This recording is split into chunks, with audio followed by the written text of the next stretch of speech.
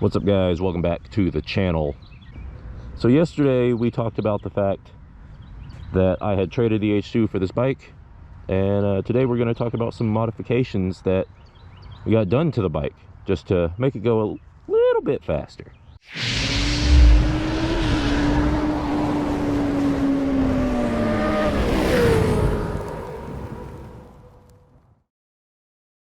So let's get into some of the modifications I've done to this ZX6R. Now I know the previous video kind of talked about why I got it, but let's talk about, you know, what I've done to it, all right?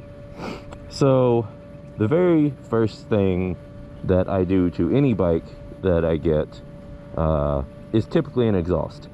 Now this one is special because the Ninja ZX6R exhaust, it starts out with the headers, and then you have a resonator or collector or whatever you want to call it that sits right here in front of the rear tire, and then you have the big old muffler silencer that comes out of the back.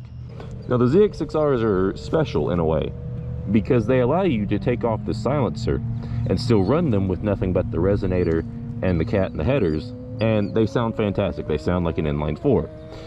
Is it a little squiddy? Sure, but it sounded good, so I ran it like that for a little bit with the intention of getting a full exhaust, which we'll get to this full exhaust in a little bit. I'm just trying to go in order. So the next thing I went ahead and did, because I knew I was going to be getting a full exhaust, I went ahead and took out the ECU that's under the seat and sent that away to get it flashed by More Mafia. More Mafia is who I do all my ECU flash through. Absolutely fantastic, love them, and I will show you something special that I had done to my bike here in a little bit. Next thing I decided to do, because I use this bike for roll racing and whatnot, we did lower it a little bit. I have lowering links in the rear that you may or may not be able to see right here, if my GoPro is picking that up. So I lowered the rear by about 1/2 inch, and I lowered the front by about 1 inch, 3/4 of an inch to 1 inch, and so that just keeps the front end, it keeps it more aggressive, keeps it angled downwards more towards the front, as well as helping keep that front wheel down. The next thing I did was I went ahead and replaced the OEM stock clutch lever with an Impact Tech. Now this is a stunting clutch. It's really an easy pull clutch, and they are fantastic because I can 1-finger it, I can 2-finger it. It is extremely light. The only thing you have to keep in mind when you get something like this is that you have to jump the stock connection to the clutch. So got that clutch work done. That was fantastic, love it. And then, you know, I went ahead and did some small things like the tank grips and whatnot. Went ahead, got rid of the fender, obviously. Now as you can see, I don't have one back here. We just eliminated that entirely because who needs license plates, right? Just joking, I carry it with me in case I need it. But after that, while the bike was entirely stripped apart, all of the fairings were off, went ahead, got the full M4 exhaust in, and I went with the M4 for a specific reason. I was going to go with the Graves full exhaust, full titanium all the way out the back. Now the Graves does come up a little more, you know, probably here, so but I had always loved the look of shorty exhausts. On my first 2021 I had a Two Brothers shorty that was, and it was just a slip-on, but that was fantastic looking.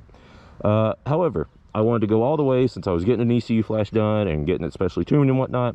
I wanted to go ahead, grab a full exhaust, so we have full headers all the way back into the M4 shorty exhaust. And I don't know if the GoPro will pick this up, but you can see the bluing on the headers in there. Looks absolutely fantastic, if I do say so myself. Also, just this color of this ZX6R looks fantastic, the black with the red accents. You will notice some scratches. That is not from me dropping the bike. That actually came like that because they scratched it putting it together. You know, and scratches on a bike, they don't really bother me. They're made to be played with, so I don't care. You know, cosmetically, it's not hurting the bike at all, so doesn't bother me at all. But back to the M4. So I went with the M4 shorty exhaust. It was about $1,000 cheaper than the Graves. The Graves was going to be about $1,900 for a full exhaust. This was about $900 plus tax and whatnot. So more economical, still a full exhaust, still get gains out of it, especially with the ECU flash. And as you know, no bike would be complete without a smoked windscreen. Now this one you can see through which is one of my favorite things. I love smoked out windscreens because when you're in a full tuck and you're racing, you still do want to be able to see through the windscreen. So that is the reason why this windscreen is smoked but not completely black.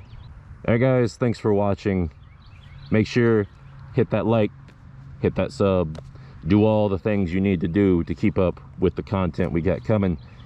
As you saw recently, one of my buddies did go down. He is healing up just fine. There were mistakes on all sides, but he is doing okay, so thank goodness. But yeah, make sure you like, subscribe, and yeah, we'll come back with you with another one.